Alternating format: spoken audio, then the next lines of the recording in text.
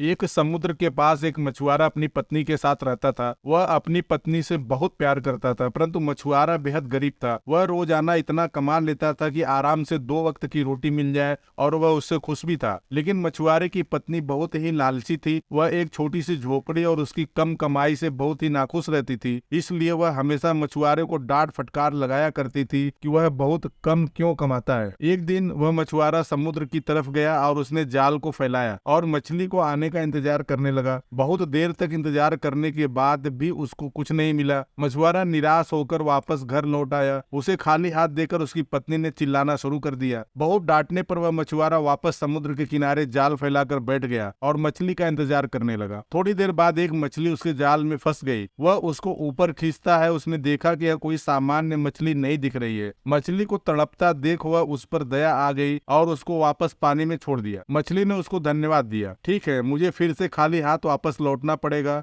मछुआरे की उदासी को देखकर मछली उसे पूछती है, तुम इतना उदास क्यों हो? मछुआरा बोलता है, मेरी बीबी एक बहुत बड़ा घर चाहती है, लेकिन मेरे पास कमाने का कोई साधन नहीं है, इसलिए मेरी बीबी मुझ पर हमेशा गुस्सा करती रहती है। मछली बोलती है, ठीक है, तुम घर जाओ, समझ लो तुम्हारी पत्नी की इच्छा पूरी हो गई। मछुआरा हैरान होकर बोला, क्या कह रही हो? मछली ने कहा कि तुमने ठीक सुना, तुम्हारी पत्नी की इच्छा पूरी हो गई है। मछुआरा दौड़कर घर की तरफ भागता है। उसने देखा कि उसकी झोपड़ी एक पक्के मकान में तब्दील हो चुकी है, जिसे देखकर मछुआरा बिल्कुल हैरान था। वह समझ गया था कि वह मछली कोई मामूली मछली नहीं है। यह बात उसने अपनी बीबी को भी बताई। मछुआरे ने अपनी पत्नी से कहा, अब तो तुम खुश हो ना? मछुआरे की पत्नी लालची थी, उसका मन नहीं भरा और वह बोली, मुझे इससे बड़ा भी एक घर चाहिए। उसने मछुआरे से कहा, और इससे भी बड़े घर की मांग करे। मछुआरे ने मना कर दिया तो बीबी वापस से नाराज हो गई। मजबूरन मछुआरे को वापस मछली के पास जाना पड़ा। समुद्र किनारे जाकर उसने मछली को बुलाया और कहा कि मेरी बीबी को इससे भी बड़ा घर चाहिए। जादुई मछली ने उसकी यह भी इच्छा पूरी कर दी। मछुआरा उसे धन्यवाद देकर घर चला गया।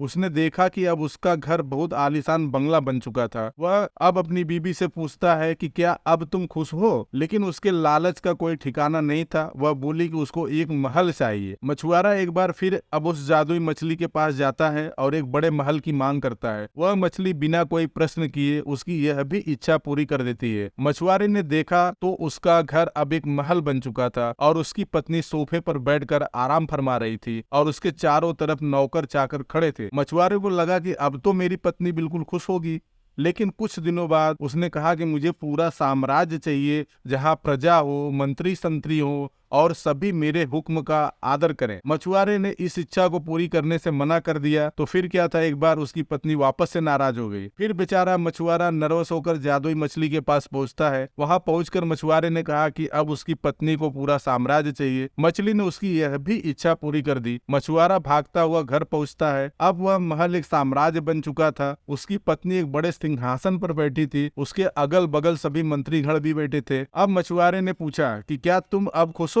उसकी पत्नी ने कहा कि मैं अब बहुत खुश हूँ, हमारे पास सब कुछ है, लेकिन मैं इन सबको संभाल कैसे पाऊंगी? मैं तो एक अनपढ़ महिला हूँ। बस एक आखिरी बार मेरे लिए तुम कोई एक ऐसी शक्ति मांग लो जिससे मैं सब कुछ नियंत्रण कर सकूं। बेचारा मछुआरा वापस मछली के पास जाता है और ऐसी ही एक शक्ति की मांग करता है जिससे वह सब कुछ नियंत्रण कर सके। मछली ने उसकी यह भी इच्छा पूरी कर दी। मछुआरा वापस अपने महल पहुंचता है और अपने पत्नी को ढूंढने लगता है, लेकिन कहीं पर भी उसकी पत्नी दिखाई नहीं देती है। दरअसल वह एक शक्ति बन चुकी थी, इसलिए वह गायब हो गई थी। दोनों बहुत दुखी हुए। उसकी पत्नी को वापस अपने असली रूप में आना था। उसने मछुआरे से कहा कि जल्दी से वह उसको वापस ठीक कर दे। मछुआरा एक बार फिर जादुई मछली के पास जाता है और कहता है कि वह उसकी पत्नी को वापस कर दे।